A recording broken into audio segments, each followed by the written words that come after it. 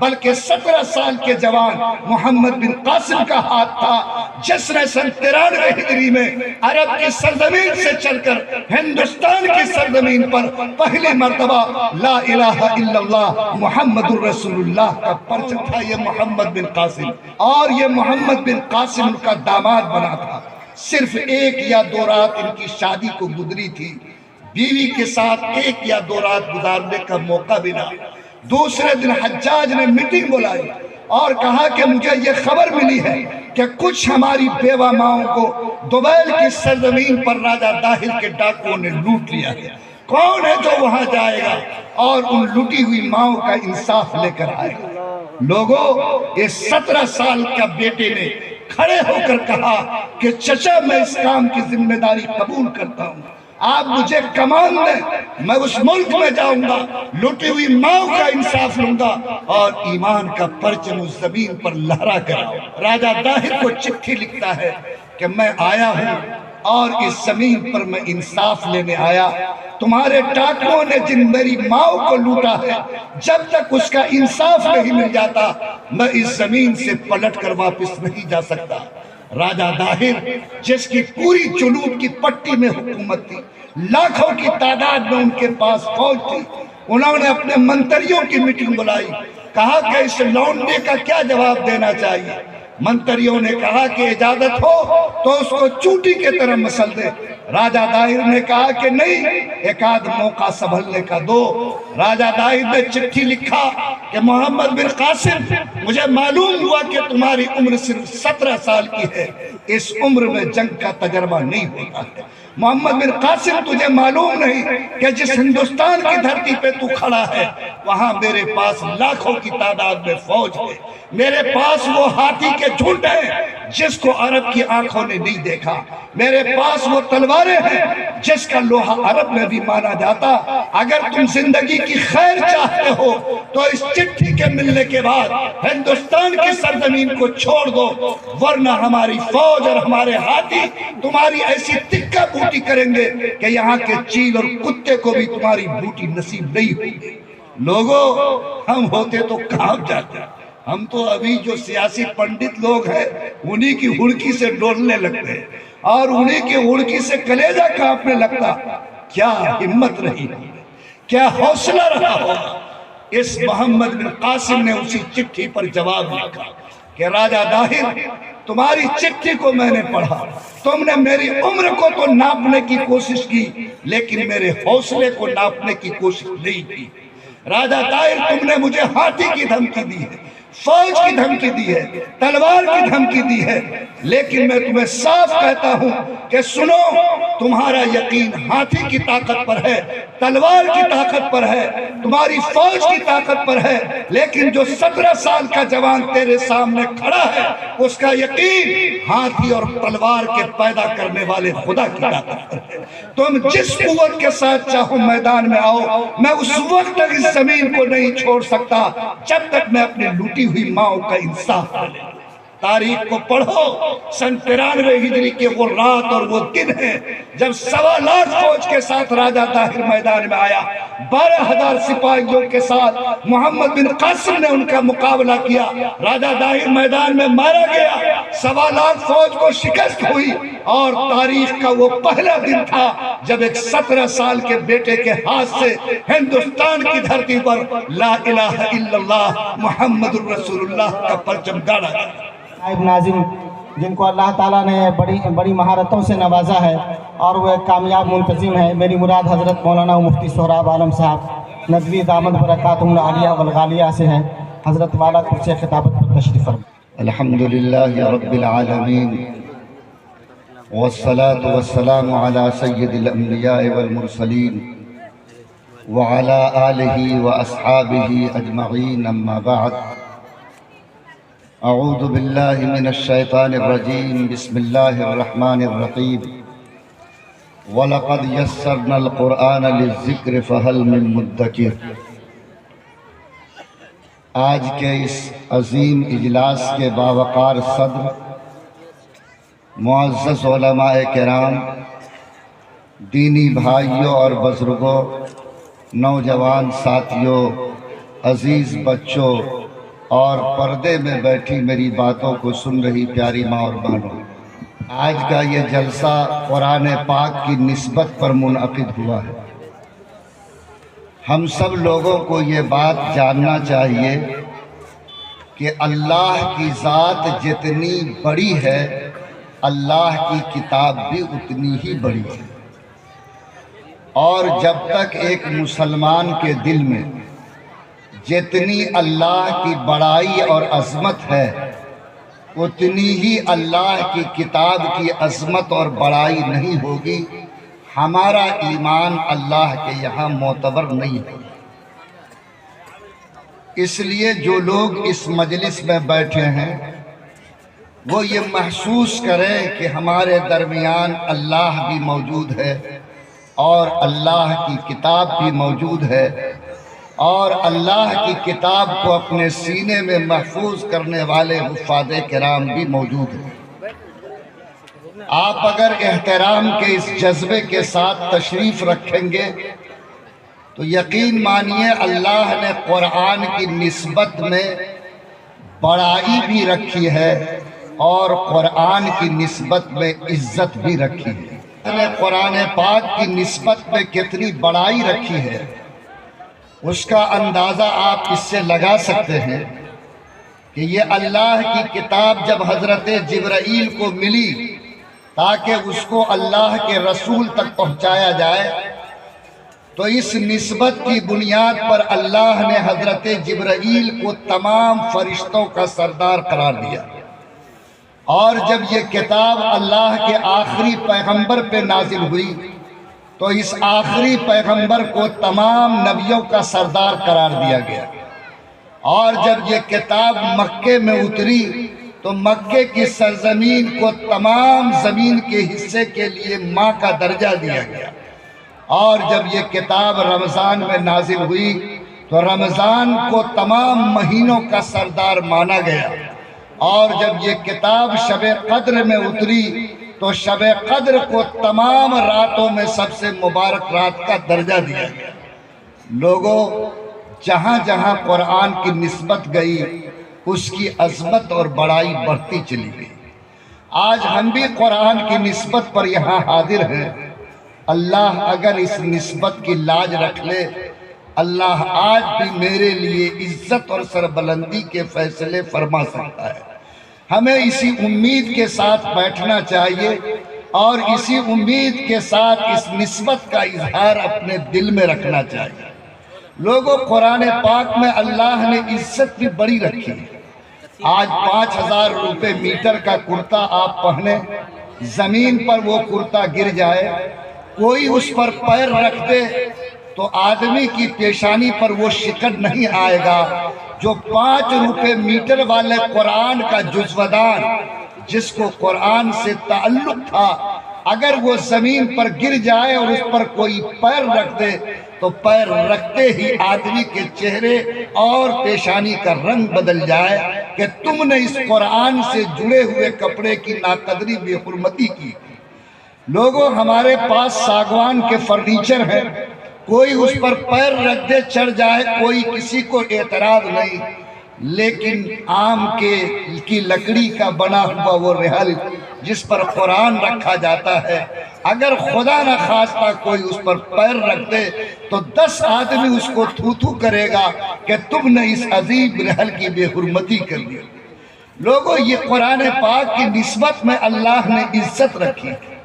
آپ بتاؤ کہ صرف قرآن پاک سے چھوٹی سی نسبت جڑی تو اس کو اتنی بڑی بڑائی ملی۔ کیا یہ 4 حفاظ کرام جنہوں نے قرآن کو اپنے سینے میں محفوظ کیا ہے، بولو اللہ کے نزدیک ان کی مرتبے کی کیا بلندی ہوگی؟ فرمایا کہ قیامت کے دن ان کے اشاروں پر اللہ گنہگاروں کی مغفرت فرمائے۔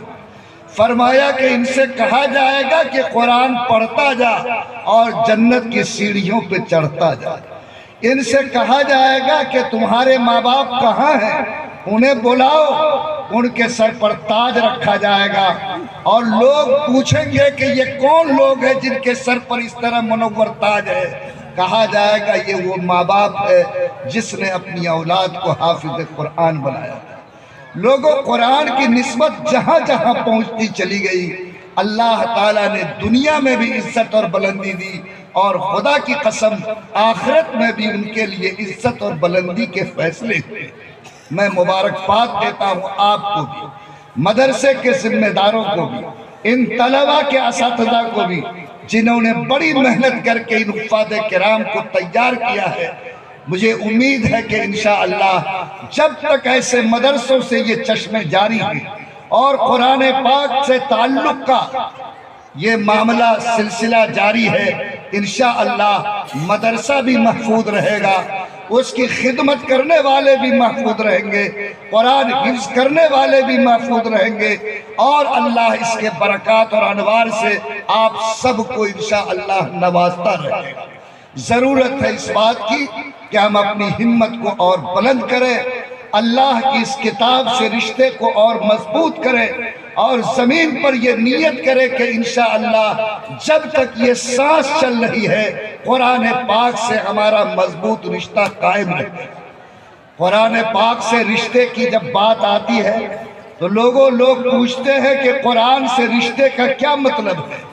یاد رکھیے، قرآن سے رشتے کا مطلب یہ ہے کہ قرآن پاک کے حقوق کو ادا کیا جائے، اور جب مسلمان قرآن کے حقوق کو ادا کرے گا تو یہ بات ثابت کر سکے گا کہ اس کا اللہ کی اس کتاب سے مضبوط تعلق ہے۔ لوگوں یاد رکھیں، قرآن عمل کی کتاب ہے، قرآن تعویذ کی کتاب نہیں ہے، قرآن جہیز میں دینے والی کتاب نہیں ہے، قرآن شعبان میں قرآن خوانی کر کے دھکا مار کر مردوں کو جنت پہنچانے کے لیے نازل نہیں ہوئی، قرآن پاک جزودان میں سجا کر طاق پر رکھنے والی کتاب نہیں ہے، قرآن پاک صرف اس لیے نہیں ہے کہ اگر وہ ہاتھ سے گر جائے تو اس کے برابر چاول اور غلہ صدقہ کیا جائے، بلکہ یہ قرآن عمل کی کتاب ہے۔ یہ قرآن اس لیے اتارا گیا کہ اس کی ایک ایک آیت پر بندہ عمل کر کے اس بات کو ثابت کر دے کہ میں اللہ سے جڑا ہوا ہوں اور میں اللہ کو اللہ مانتا ہوں، اللہ کا جو حکم قرآن کے ذریعے آیا میں اس پر چل رہا ہوں۔ یہی قرآن سے سچی محبت، قرآن سے سچا تعلق اور قرآن کے ساتھ سچی وابستگی کی کھلی علامت ہے۔ اس لیے جو لوگ یہاں تشریف لائے ہیں میں ان سے یہ وعدہ لینا چاہتا ہوں کہ اگر اللہ تعالیٰ نے آپ کو ایمان کی نعمت دی ہے، آپ نے اپنے خدا کو خدا مانا ہے، آپ نے اس کتاب کو اللہ کی کتاب تسلیم کیا، تو آج اس مجمع میں بیٹھنے والا ایک ایک مسلمان اس بات پر کی عہد کرے کہ اگر قرآن عمل کی کتاب ہے تو انشاءاللہ ہم قرآن کی آیات پر، قرآن کے حکموں پر، قرآن کی باتوں پر جب تک زندہ ہیں ہم عمل کرنے کی مضبوط کوشش کرتے رہیں گے۔ کریں گے انشاءاللہ؟ کون کون کریں گے؟ ہاتھ اٹھائیے۔ الحمدللہ وہاں اگلی مرتبہ بھی ہاتھ اٹھایا تھا، لیکن کتنا آدمی 6-5 کیا اس میں، وہ گنتی تو اللہ کے پاس ہوگی، لیکن ہم جیسا بندہ کر بھی کیا سکتا ہے؟ آپ سے وعدہ لے سکتا ہے، آپ سے ہاتھ اٹھوا سکتا ہے۔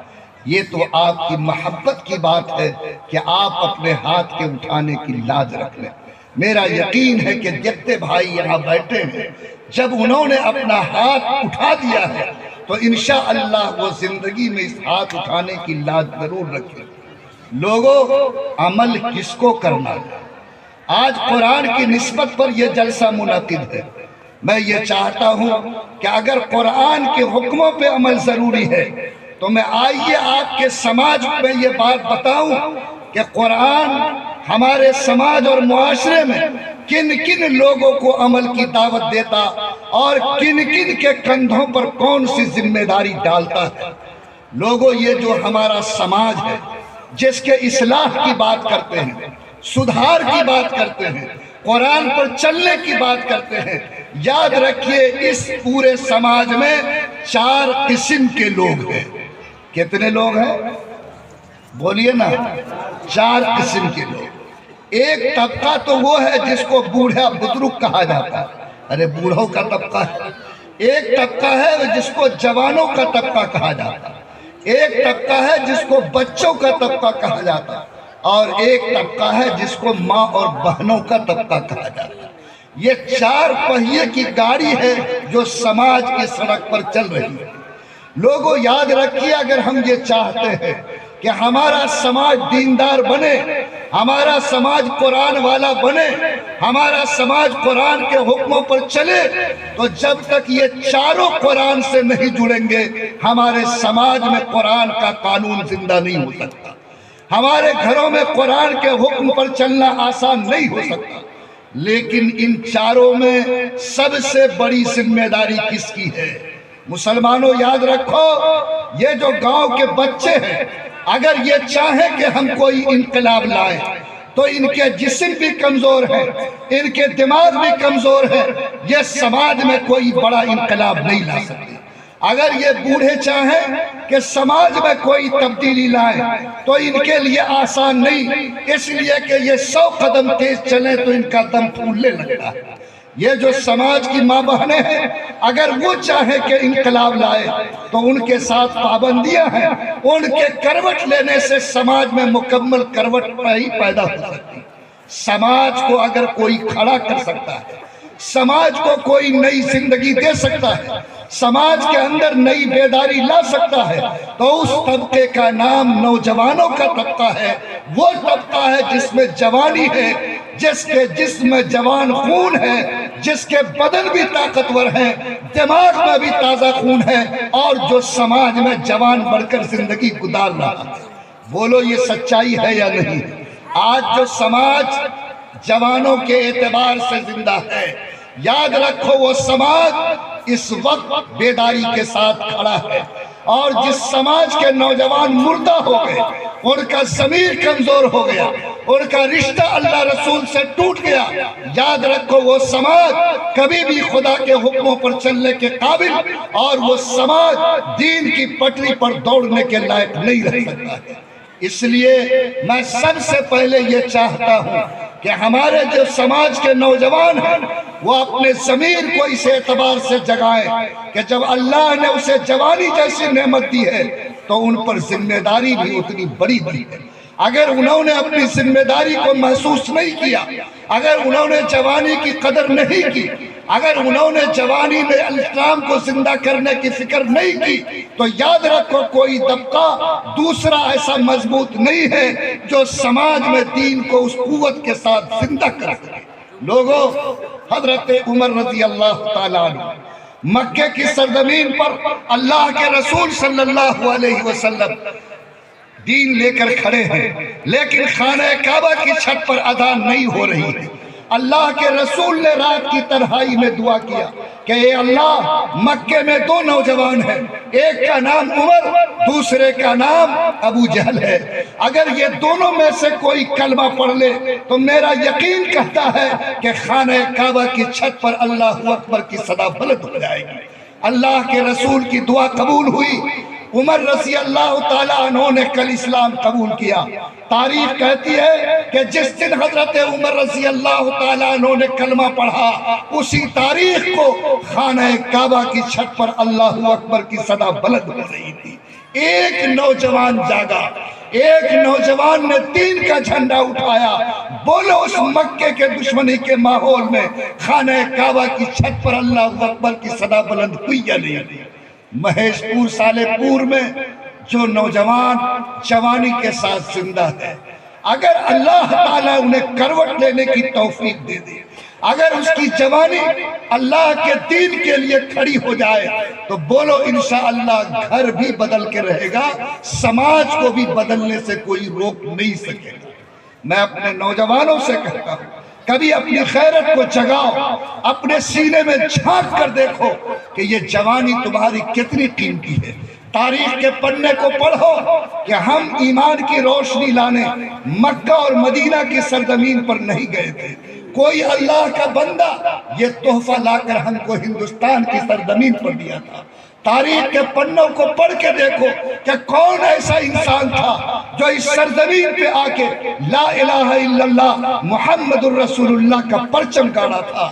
تاریخ آپ کو بتائے گی کہ یہ کسی بوڑھے کا ہاتھ نہیں، بچے کا ہاتھ نہیں بلکہ 17 سال کے جوان محمد بن قاسم کا ہاتھ تھا، جس نے سن 93 ہجری میں عرب کی سرزمین سے چل کر ہندوستان کی سرزمین پر پہلی مرتبہ لا الہ الا اللہ محمد الرسول اللہ کا پرچم گاڑا۔ کون تھا یہ محمد بن قاسم؟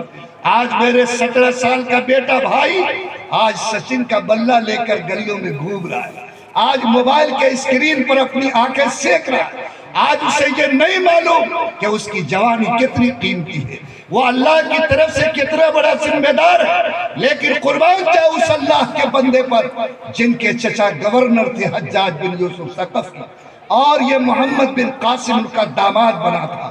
صرف 1 یا 2 رات ان کی شادی کو گزری تھی، بیوی کے ساتھ 1 یا 2 رات گزارنے کا موقع بھی نہ۔ دوسرے دن حجاج نے میٹنگ بلائی اور کہا کہ مجھے یہ خبر ملی ہے کہ کچھ ہماری بیوہ ماؤں کو دوبیل کی سرزمین پر راجہ داہر کے ڈاکوؤں نے لوٹ لیا ہے، کون ہے جو وہاں جائے گا اور ان لوٹی ہوئی ماؤں کا انصاف لے کر آئے گا؟ لوگوں، اس 17 سال کا بیٹے نے کھڑے ہو کر کہا کہ چچا میں اس کام کی ذمہ داری قبول کرتا ہوں، آپ مجھے کمان دیں، میں اس ملک میں جاؤں گا، لوٹی ہوئی ماؤں کا انصاف لوں گا اور ایمان کا پرچم اس زمین پر لہرا کراؤں گا۔ قربان جاؤ، کون ہے جو شادی کی 2 رات گزری اور 6000 سپاہیوں کے ساتھ سمندروں سے کھیلتا ہوا دوبیل کی سرزمین پر پہنچتا ہے، راجہ داہر کو چٹھی لکھتا ہے کہ میں آیا ہوں اور اس زمین پر میں انصاف لینے آیا، تمہارے ڈاکوؤں نے جن میری ماؤں کو لوٹا ہے، جب تک اس کا انصاف نہیں مل جاتا میں اس زمین سے پلٹ کر واپس نہیں جا سکتا۔ راجہ داہر جس کی پوری جنوب کی پٹی میں حکومت تھی، لاکھوں کی تعداد میں ان کے پاس فوج تھی، انہوں نے اپنے منتریوں کی میٹنگ بلائی، کہا کہ اس لونڈے کا کیا جواب دینا چاہیے؟ منتریوں نے کہا کہ اجازت ہو تو اس کو چوٹی کے طرح مسل دے۔ راجہ داہر نے کہا کہ نہیں، ایک آدھ موقع سنبھلنے کا دو۔ راجہ داہر نے چٹھی لکھا کہ محمد بن قاسم، مجھے معلوم ہوا کہ تمہاری عمر صرف 17 سال کی ہے، اس عمر میں جنگ کا تجربہ نہیں ہوتا ہے۔ محمد بن قاسم، تجھے معلوم نہیں کہ جس ہندوستان کی دھرتی پہ تو کھڑا ہے وہاں میرے پاس لاکھوں کی تعداد میں فوج ہے، میرے پاس وہ ہاتھی کے جھنڈ ہیں جس کو عرب کی آنکھوں نے نہیں دیکھا، میرے پاس وہ تلواریں ہیں جس کا لوہا عرب میں بھی مانا جاتا۔ اگر تم زندگی کی خیر چاہتے ہو تو اس چٹھی کے ملنے کے بعد ہندوستان کی سرزمین کو چھوڑ دو، ورنہ ہماری فوج اور ہمارے ہاتھی تمہاری ایسی تکہ بوٹی کریں گے کہ یہاں کے چیل اور کتے کو بھی تمہاری بوٹی نصیب نہیں ہوگی۔ لوگوں، ہم ہوتے تو کہاں جاتے، ہم تو ابھی جو سیاسی پنڈت لوگ ہیں انہی کی ہڑکی سے ڈولنے لگتے ہیں اور انہی کی ہڑکی سے کلیجہ کانپنے لگتا۔ کیا ہمت رہی، کیا حوصلہ رہا ہوگا۔ اس محمد بن قاسم نے اسی چٹھی پر جواب لکھا کہ راجہ داہر، تمہاری چٹھی کو میں نے پڑھا، تم نے میری عمر کو تو ناپنے کی کوشش کی لیکن میرے حوصلے کو ناپنے کی کوشش نہیں کی۔ راجہ داہر، تم نے مجھے ہاتھی کی دھمکی دی ہے، فوج کی دھمکی دی ہے، تلوار کی دھمکی دی ہے، لیکن میں تمہیں صاف کہتا ہوں کہ سنو، تمہارا یقین ہاتھی کی طاقت پر ہے، تلوار کی طاقت پر ہے، تمہاری فوج کی طاقت پر ہے، لیکن جو 17 سال کا جوان تیرے سامنے کھڑا ہے اس کا یقین ہاتھی اور تلوار کے پیدا کرنے والے خدا کی طاقت پر ہے۔ تم جس قوت کے ساتھ چاہو میدان میں آؤ، میں اس وقت تک اس زمین کو نہیں چھوڑ سکتا جب تک میں اپنی لوٹی ہوئی ماؤں کا انصاف کر لوں۔ تاریخ کو پڑھو، سن 93 ہجری کے وہ رات اور وہ دن ہے جب 1.25 لاکھ فوج کے ساتھ راجہ داہر میدان میں آیا، 12,000 سپاہیوں کے ساتھ محمد بن قاسم نے ان کا مقابلہ کیا، راجہ داہر میدان میں مارا گیا، 1.25 لاکھ فوج کو شکست ہوئی، اور تاریخ کا وہ پہلا دن تھا جب ایک 17 سال کے بیٹے کے ہاتھ سے ہندوستان کی دھرتی پر لا الہ الا اللہ محمد الرسول اللہ کا پرچم گاڑا گیا۔ لوگوں بتاؤ، کیا ایک 17 سال کا جوان ہمیں ایمان کی روشنی یہاں لا کر دے سکتا؟ اور میرا 25 سال کا نوجوان آج اس روشنی کو اپنے گھر میں بچا نہیں سکتا۔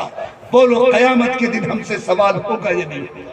قیامت کے دن اس محمد بن قاسم کا ہاتھ ہوگا، میرا دامن ہوگا، اور وہ مجھ سے پوچھے گا کس قیمت کی تھی تمہاری جوانی؟ میں نے تو اپنی جوانی کو داؤ پہ لگا کے میں نے تو تمہیں ایمان کی روشنی پہنچائی تھی، کیا تم اس قابل بھی نہیں تھے کہ اس روشنی کو اپنے گھر اور سماج میں بچانے کی کوشش کرتے؟ بولو قیامت کے دن یہ سوال کھڑا ہوگا کہ نہیں؟ اور میں آپ کو بتاؤں تو آپ حیرت میں ڈوب جائیں گے۔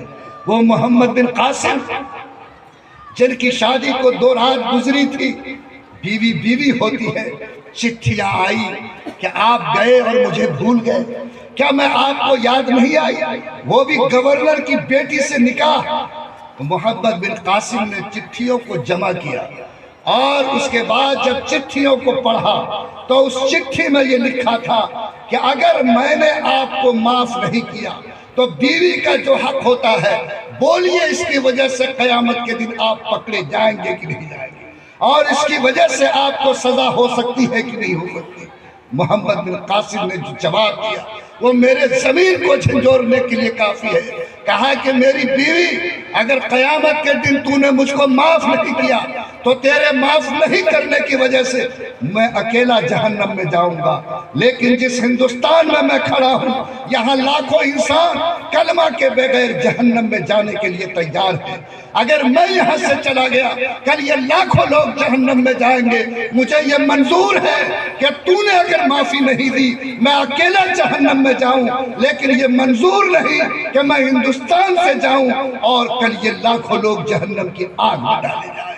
اور تاریخ کہتی ہے، 2 روایت ہے، ایک تو ان کی مردہ لاش واپس گئی، ایک یہ کہ آخری درجے میں زندگی کے ساتھ وہ واپس گئی۔ نوجوانوں، کبھی احساس پیدا کرو، کون سی امانت کے امین ہو تم؟ آج وہ نوجوان جس کے سر پر اتنی بڑی ذمہ داری ہے، آج اس کو سر جھکانے کی توفیق نہیں ہے۔ میرا نوجوان جوش میں اتنا ڈوبا ہے کہ اگر مسجد پر کوئی ڈھیلا پھینک دے تو وہ سر کٹانے کے لیے تیار ہوتا، لیکن جو نوجوان مسجد کے نام پہ سر کٹانے کو تیار ہوتا وہ مسجد میں سر جھکانے کو آج بھی تیار نہیں ہوتا۔ آج وہ نوجوان جس کو جوانی کی نعمت ملی ہے، مجھے دیکھ کر شرم آتی کہ آج اس کو یہ بھی شعور نہیں ہے کہ پاک رہ کے زندگی گزارنا کتنی بڑی نعمت ہے۔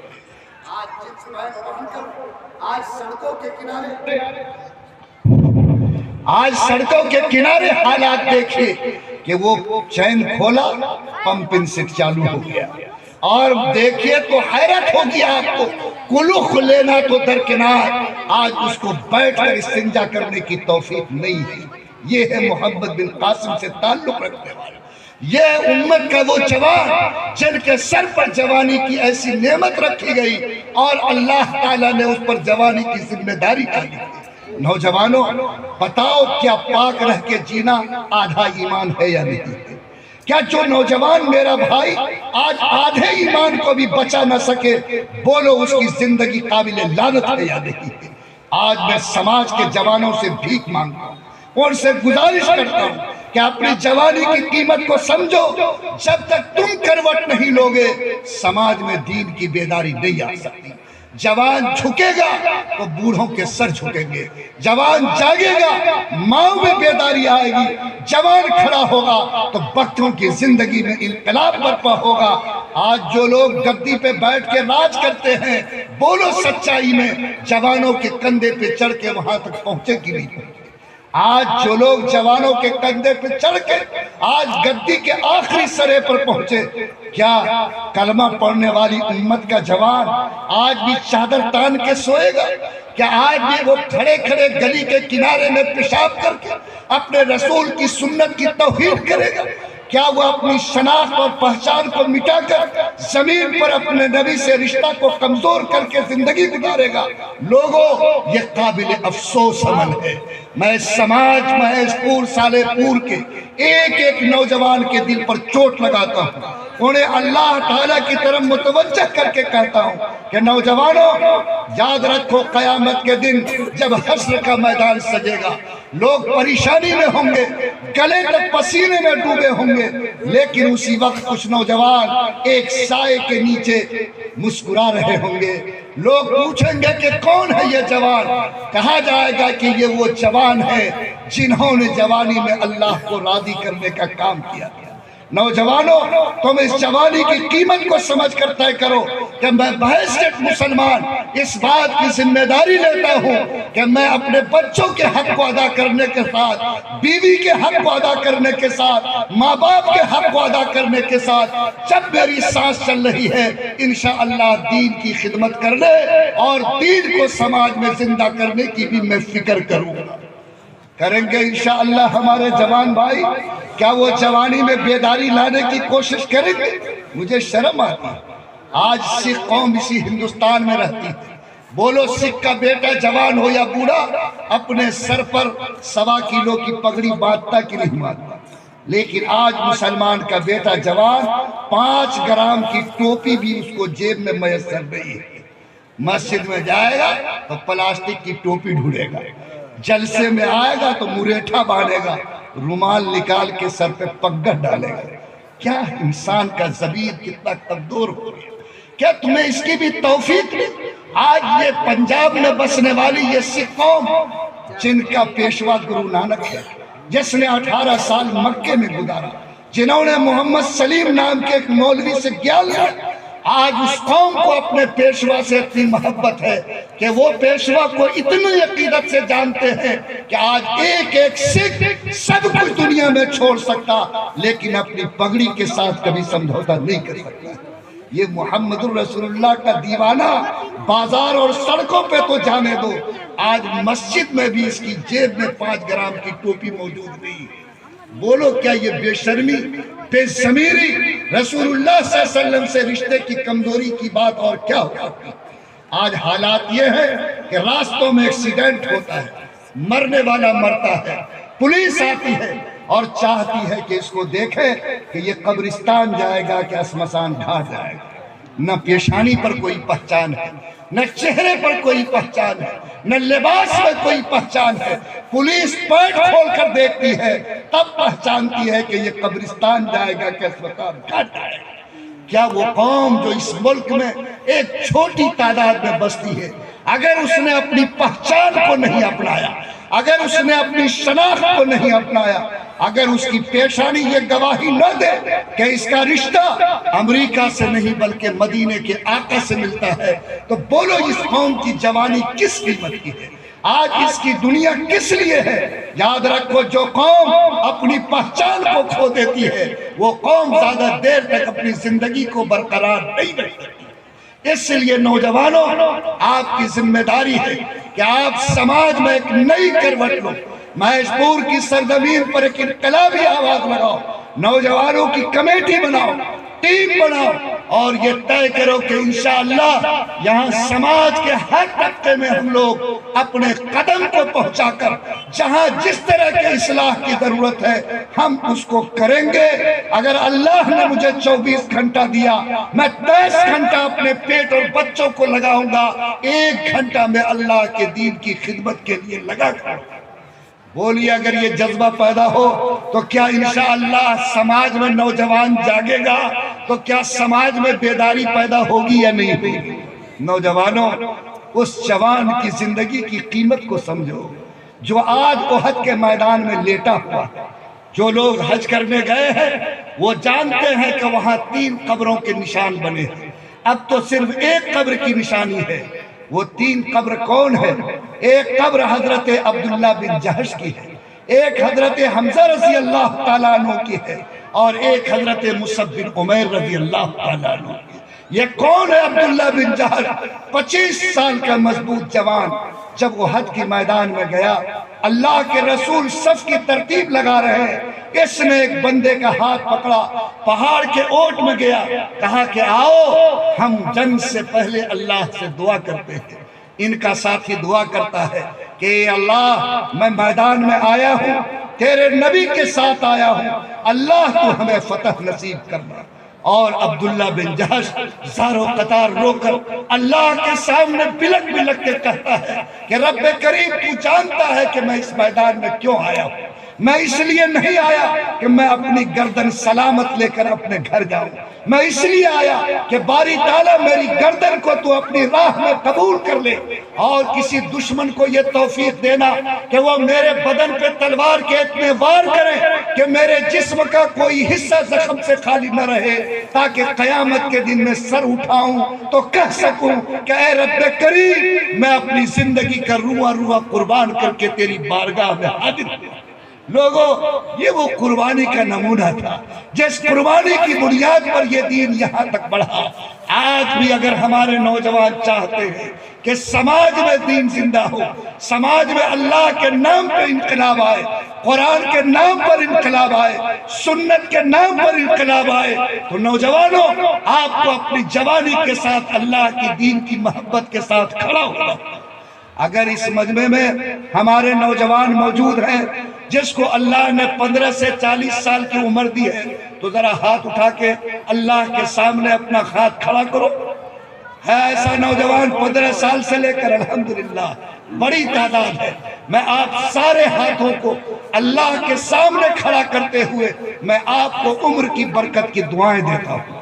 اللہ آپ کو حادثات سے بچائے، اللہ آپ کو مشکلات سے بچائے، اللہ آپ کو پریشانیوں سے بچائے۔ ارادہ کرو انشاءاللہ کہ یہ جوانی خدا کے دین کی خدمت کے لیے استعمال ہوگی۔ میں زمین پر جیوں گا تو اس جوانی پہ وہ رنگ چڑھاؤں گا جو خالد بن ولید نے چڑھایا تھا، جو عبداللہ بن جہش نے چڑھایا تھا، اور انشاءاللہ میرے قدموں کی برکت سے، ہاتھوں کی حرکت سے ہمارے مردہ زندگی میں دین کی نئی چمک پیدا ہوگی۔ اگر یہ احساس پیدا ہو گیا، یقین مانو مدرسہ بھی چمک جائے گا، مسجد کی خوبصورتی بڑھے گی، مسجد کے نمازیوں کی تعداد بڑھے گی، ماں بہنوں میں بھی دین کی بیداری آئے گی، بچوں کے ہاتھ میں کتاب اور قلم آئے گا، اور یہ سماج انشاءاللہ نئے انقلاب کا دیدار کرے گا۔ اللہ تعالیٰ تمام بیٹھے ہوئے نوجوانوں کو دین کے اعتبار سے بیدار ہونے کی توفیق عطا فرمائے۔ کرنا کیا ہے؟ نوجوانوں کی کچھ ذمہ داریاں ہیں۔ اگر انہوں نے اس کو محسوس نہیں کیا تو لوگوں یقین مانیے کہ پھر حالات پہ قابو پانا آسان نہیں۔ آج ہر سماج میں توڑ کا ماحول موجود ہے، ہر سماج کے اندر آپس کا ٹوٹ ہے، ہر سماج کے اندر چھوٹی چھوٹی بنیادوں پر بٹوارا ہے۔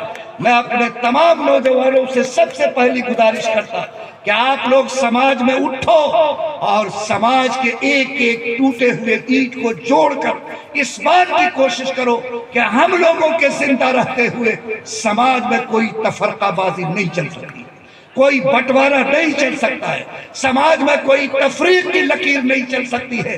سماج میں کسی نہ ذات کے نام پر، نہ برادری کے نام پر، نہ ٹولے کے نام پر، نہ امیری غریبی کے نام پر، نہ مشرق کے نام پر، نہ کسی اور بنیاد پر کوئی بھی تفرقے کی گنجائش نہیں ہوگی۔ کہیں بھی اگر ٹوٹ محسوس ہو تو آپ طے کرو کہ جب تک یہ ٹوٹی ہوئی دیوار جڑ نہیں جائے گی اس وقت تک ہم چین کی نیند سونا قبول نہیں کر سکتے۔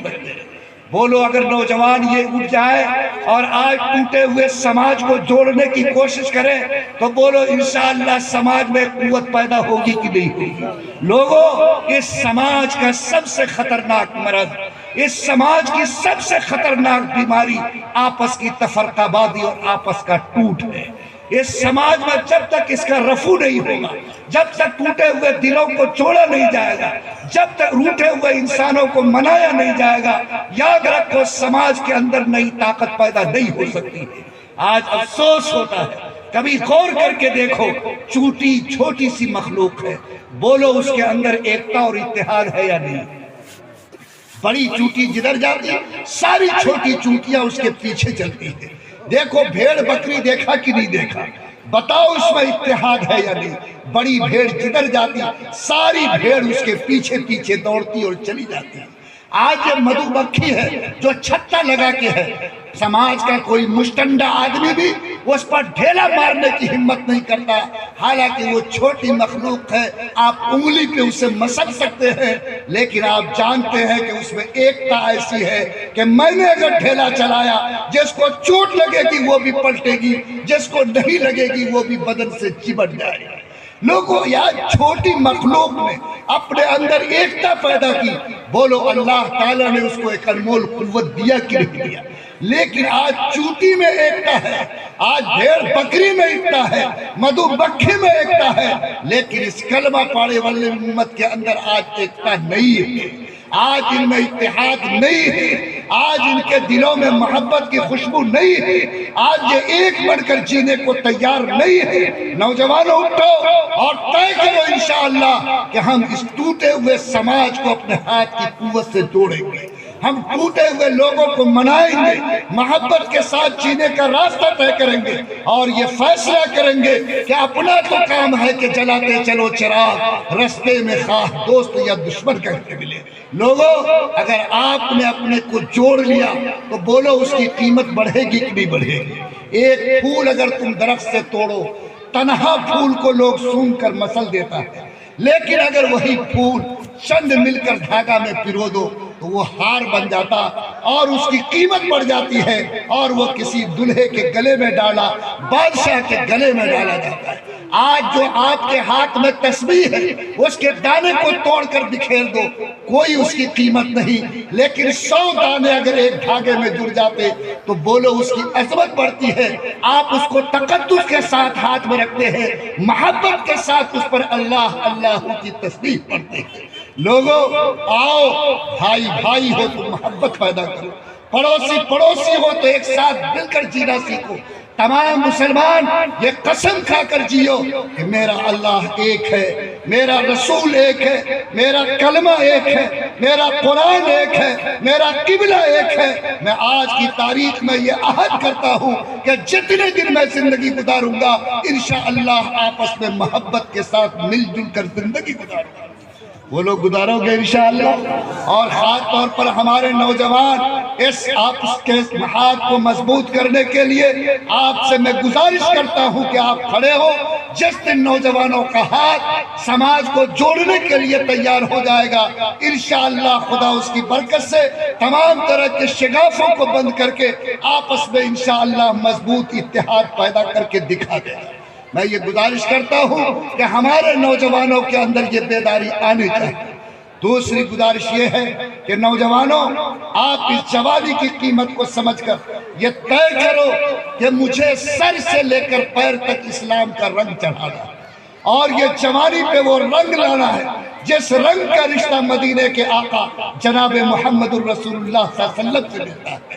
آپ طے کرو میری رات بھی مسلمان ہوگی، میرا دن بھی مسلمان ہوگا، میری شام بھی مسلمان ہوگی، اور میری صبح بھی مسلمان ہوگی۔ جس دن ہمارے نوجوان یہ فیصلہ کریں گے، یقین مانو اس کے جوانی کے رنگ کی برکت سے اللہ سماج کے دوسرے طبقے پر بھی جوانی کا رنگ چڑھائے گا۔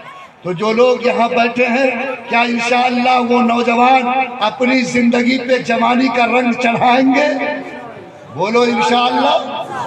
اب موبائل دیکھ کے گندگی پھیلاؤ گے، کتنی تباہی آئی ہے۔ آج 90% زناکاری اور بدکاری موبائل کی وجہ سے سماج میں ہو رہی ہے، اور استعمال کرنے والا 99% ہمارا جوان ہے۔ آج جنہوں نے اس کی بنیاد پر سماج میں وہ گندگیاں پیدا کی ہے جس کو دیکھ کر انسان کا سر شرم سے جھک جاتا ہے۔ اللہ آپ کے ایمان کی حفاظت فرمائے۔ میں نوجوانوں کو خدا کا واسطہ دیتا، ان سے گزارش کرتا کہ موبائل زندگی میں سماج کی ترقی کے لیے ہے، یہ سماج کی تباہی کے لیے نہیں ہے۔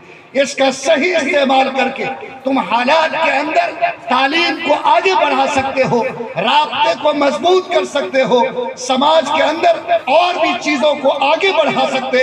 لیکن اگر اس کا غلط استعمال کرو گے تو سماج میں آگ لگے گی، زناکاری کی آگ لگے گی، بدکاری کی آگ لگے گی، بے حیائی کی آگ لگے گی، دماغ کے گندگی کی آگ لگے گی، اور یاد رکھو سماج کو اس گندگی سے نکالنا آسان نہیں ہے۔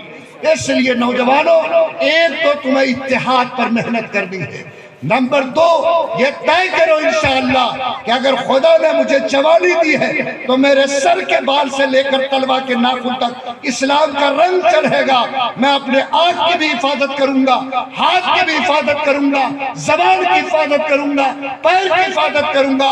اور آج موبائل کی وجہ سے سماج میں جو گندگیاں پیدا ہو رہی ہے, خدا کی قسم اللہ کے نام پر اس کو روکنے اور اپنے آپ کو اس سے بچانے کی کوشش کروں گا.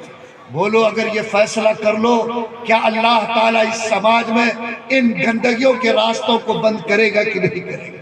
آج شرم آتی ہے, 8 گھنٹہ میرا بھائی اللہ رسول کو چھوڑ کر, گھروں کو چھوڑ کر, سڑکوں کے کنارے موبائل کے اسکرین پر اپنی آنکھ سیکتا ہے, دوسروں کی بہو بیٹی سے باتیں کر کے اپنی زبان اور اپنے دماغ کو گندا کرتا ہے, زناکاری اور بدکاری کے بدبو کو پھیلاتا ہے. لوگوں اس چیز نے سماج میں آگ لگائی ہے, سماج کو تباہی کے آخری کگار پہ پہنچایا. نوجوانوں, خدا کے عرش کا سایہ چاہتے ہو, حضرت عبداللہ بن جہش کے ساتھ قیامت میں اٹھنا چاہتے ہو, تو آج طے کرو کہ میرے ہاتھ میں جتنی قوت ہے, زبان میں جتنی بول ہے, انشاءاللہ اس کا استعمال کر کے خود بھی موبائل کی گندگی سے بچیں گے اور اپنے سماج کو بھی موبائل کی گندگی سے بچانے کی کوشش کریں گے انشاءاللہ. اب بیوی کو موبائل دیں گے کہ نہیں؟ اسکرین ٹچ موبائل, ماشاءاللہ ویڈیو کالنگ کرتا ہے, اپنے سے ایک دست و دوسرے سے بھی کرواتا ہے اور فخر سے کہتا ہے کہ ہم مسلمان ہیں. خدا کی قسم یہ لعنت کی بات ہے, بے حیائی کی بات ہے, زمین پر ڈوب مرنے کی بات ہے کہ ایک مسلمان اتنا بے حیا اور بے شرم ہو جائے کہ آج اس کی جوان بیٹی اور بیوی موبائل کے اسکرین پر وہ تماشا کرے جس کو دیکھ کر دنیا کی بے حیائی آخری درجے کو پہنچتی. ابھی 2 ہفتہ پہلے اسی موبائل کے فتنے نے جھارکھنڈ کی ایک بیٹی کو ایک غیر مسلم کے ساتھ بھاگنے پہ مجبور کیا. باپ کوٹ پہنچا, جہاں اس کا کوٹ میں جا کر کے نکاح کے لیے وہ پہنچا ہوا تھا, اور باپ وہاں چوکھٹ پر کھڑا ہو کر بیٹی کے سامنے زارو قطار رو رہا تھا. باپ فریاد کر رہا تھا کہ بیٹی تو میری خون سے پیدا ہو, میں نے اپنے ہاتھ سے لقمہ دے کر تمہیں کھلایا, میں نے تیرے ہاتھ میں قلم اور کتاب کے لیے تجھے یہاں تک بھیجا, اور آج تو دوسری چوکھٹ پہ جا کے اپنی عزت اور اپنے مذہب کو نیلام کر رہی ہے. بیٹی میں تجھ سے بھیک مانگتا ہوں کہ تو پلٹ آ میری چوکھٹ پہ. بیٹی نے باپ کے منہ پر تھوک دیا, کہا کہ مجھے ضرورت نہیں ہے, میں تو جس راستے پہ کھڑی ہوں اس راستے سے میں پلٹ نہیں سکتی. کس چیز نے یہاں تک پہنچایا؟ یہ لعنت نے یہاں تک ہمیں پہنچایا ہے. آج فیس بک, آج ویڈیو واٹسپ, آج انسٹاگرام, ان سب چیزوں کی لعنت نے سماج کو وہاں تک پہنچایا جہاں دیکھ کر انسانیت کا سر شرم سے جھک جاتا ہے. میں اپنے نوجوانوں سے کہتا ہوں کہ اللہ کے نام پر اس بات کی نیت کرو کہ میں اگر جوان ہوں اور میرے سینے رسول اللہ کا کلمہ ہے تو انشاءاللہ اس کلمے کی حفاظت کر دے اور اس کلمے کی لاج رکھ کر ایک اچھا انسان بن کر میں زندگی گزارنے کی ضرور کوشش کریں گے انشاءاللہ. اور سماج کو برائی سے, گندگی سے نکالنے کی فکر کرنا بھی آپ کی ذمہ داری ہے. اگر آپ نے اس ذمہ داری کو محسوس نہیں کیا تو یاد رکھو اب دنیا میں کوئی نبی نہیں آئے گا. آپ کے کندھے پر بوجھ ہے کہ آپ اس قوم کی ڈوبتی ہوئی نیا کو پار لگاؤ. سماج میں جو برائیاں پڑپ رہی ہیں ان کو اپنے ہاتھ سے روکنے کی کوشش کرو. اگر سماج کے نوجوان کھڑے نہیں ہوئے, سماج اگر گناہ میں ڈوبا تو یاد رکھو ہم لوگ اللہ کے عذاب اور قہر سے کبھی نہیں بچ سکتے. اس لیے جتنے نوجوان یہاں موجود ہیں میں انہیں خدا کا واسطہ دے کر گزارش کرتا کہ آج جس طرح آپ نے ہاتھ اٹھایا ہے طے کرو کہ ہم اپنے سر کے بال سے لے کر تلوا کے ناخن تک مسلمان بنیں گے, اور جب تک یہ سانس چل رہی ہے خود بھی ایمان پر کھڑے رہیں گے, اپنے بھائیوں کو بھی ایمان کے راستے پر لانے کی کوشش کریں گے انشاءاللہ. سماج کا دوسرا طبقہ ہے ہمارے گاؤں کا بچہ. بولو یہ بچہ قوم کی امانت ہے یا نہیں؟ ارے ہے یا نہیں؟ قوم کی امانت کا کیا مطلب؟ یہ جو بڈھا بے ضمیر باپ ہے آج 7 سال کے بچے کے ہاتھ میں بکری کی لاٹھی تھماتا ہے, 12 سال کے بچے کو ٹکٹ کٹا کے دلی, پنجاب, ہریانہ کے گلیوں میں گھماتا ہے. وہ جا کر کہیں پلیٹ صاف کرتا, کہیں دوسرے کے ٹائر میں ہوا بھرتا, کہیں زری کے کارخانوں میں کام کرتا, اور 1500 کے نوٹ بھیجتا اور اس کا بے ضمیر مردہ پاک آج چوک چوراہے پر بیٹھ کر ان معصوم بچوں کے پیسے سے اپنے پیٹ میں جہنم کی آگ پڑا۔ مسلمانوں، آپ اگر سچے ایمان والے ہو تو یاد رکھو، اس نابالغ اولاد کو سب سے پہلے ایمان کی روشنی دینا، سب سے پہلے قرآن کی تعلیم دینا، سب سے پہلے قلم اور کتاب پکڑوانا یہ آپ کے ذمہ ویسے ہی فرض ہے جیسے نماز پڑھنا اور روزہ رکھنا فرض ہے۔ یاد رکھو، یہی بچہ کل کا مستقبل بنے گا، یہی بچہ کل مسجد کا نمازی بنے گا، یہی بچے کے سر پر کل کا سماج کا بوجھ ہوگا۔ اگر ان بچوں کی زندگی تباہی میں گئی، اگر یہ جاہل رہے، اگر ان کو ایمان کا نور نہیں ملا، اگر اسے اسلام کا شعور نہیں ملا، تو یاد رکھو کل کا سماج دین کے راستے پر طاقت کے ساتھ کبھی کھڑا نہیں ہو سکتا۔ آج لوگ کہتے کہ مفتی صاحب میں تو جماعتی آدمی ہوں، میرا بیٹا نہیں پڑھے گا تو کیا بگڑ جائے گا؟ میں مفتی اور قاضی ہوں، اگر میرے بیٹے نے قرآن نہیں سیکھا، ایمان نہیں سیکھا تو راستہ بھٹک جائے گا۔ ارے آپ کے مفتی قاضی کی کیا حیثیت ہے؟ آپ کے جماعتی نمازی حاجی کی کیا حیثیت ہے؟ قربان جاؤ، پہلا پارہ قرآن کا کھولو، اس کے آخری پنے کو پڑھو، اللہ نے قصہ بیان کیا ہے حضرت یعقوب پیغمبر کا۔ اللہ تعالیٰ نے کہا کہ ہم کنتم شہداء اذ حضر یعقوب الموت، کہ یاد کرو اس وقت کو جب حضرت یعقوب موت کی نیند سونے والے تھے، انہوں نے اپنے بچوں کو سرہانے میں بلایا اور کہا کہ بیٹو میں دنیا سے جا رہا ہوں لیکن ایک جواب میں سن کر جانا چاہتا۔ بیٹوں نے کہا کہ ابا کیا سوال ہے؟ کہا کہ بتاؤ جب میری آنکھ بند ہو جائے گی تو میرے جانے کے بعد تم کس کی عبادت کرو گے، کس کے سامنے اپنی پیشانی ٹیکو گے؟ بیٹے تڑپ گئے، کہا ابا جان آپ نبی، آپ کا باپ اور دادا نبی، ہم نبی کی گود میں پلے اور بڑھے، کیا آپ کو یہ شک ہے کہ آپ کے مرنے کے بعد میرا قدم بھٹک جائے گا؟ حضرت یعقوب کی آنکھ سے آنسو جاری تھے۔ انہوں نے کہا کہ بیٹو تمہاری ذمہ داری کا سوال نہیں بلکہ میری ذمہ داری کا سوال ہے کہ چاہے کوئی انسان پیغمبر ہی کیوں نہ ہو، اس کی ذمہ داری ہے کہ وہ اپنی موت سے پہلے اس بات کا اطمینان کر لے کہ جس اولاد کو اس نے پیدا کیا ہے اس کے مرنے کے بعد وہ اولاد اسی دین پر کھڑی رہے گی جس دین پر زندگی بھر اس نے کھڑے ہو کر زندگی گزاری۔ لوگوں، ہمارے یہاں قدم قدم پر ایمان کے لٹیرے موجود ہیں۔ آج موبائل سے جو گندگیاں پھیل رہی، آج سنیما کے پوسٹروں سے جو حالات پیدا ہو رہے، آج صابن کا ایک ٹکیا بھی بغیر ننگے فوٹو کے نہیں مل رہا۔ بولو ایسے ماحول میں بچوں کے ایمان کے لیے قدم قدم پہ خطرات ہے یا نہیں ہے؟ جو بھی میرے سامنے مسلمان بیٹھا ہے، یاد رکھو اولاد کا پیدا کرنا فرض نہیں، لیکن جس اولاد کو اللہ تعالیٰ نے آپ کے گھر میں جنم دلوایا اس کو ایمان سکھانا، قرآن پڑھانا، قلم اور کتاب دینا آپ کی بنیادی ذمہ داری ہے۔ اگر کسی کا بیٹا علاج کے بغیر مر جائے تو وہ باپ اتنا بڑا مجرم نہیں جس کا بیٹا قرآن اور ایمان کی تعلیم کے بغیر دنیا میں زندہ رہے۔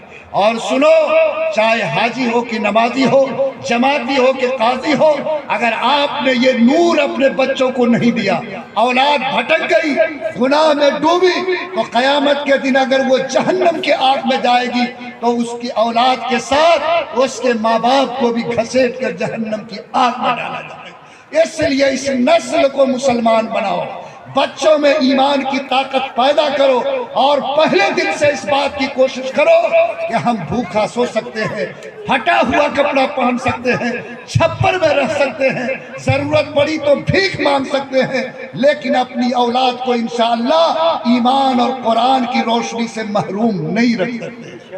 بولو انشاءاللہ یہ ارادہ کرو گے؟ اگر ہمت ہے تو ذرا ہاتھ اٹھا کے بتاؤ۔ الحمدللہ۔ اور وہ باپ جو آج ٹھیکیداری کرتا ہے بچوں کو جاہل رکھ کے پیسہ کمانے کا، وہ جان لو تمہاری دنیا بھی تباہ ہوگی اور آخرت بھی تباہ ہو کر رہے گی۔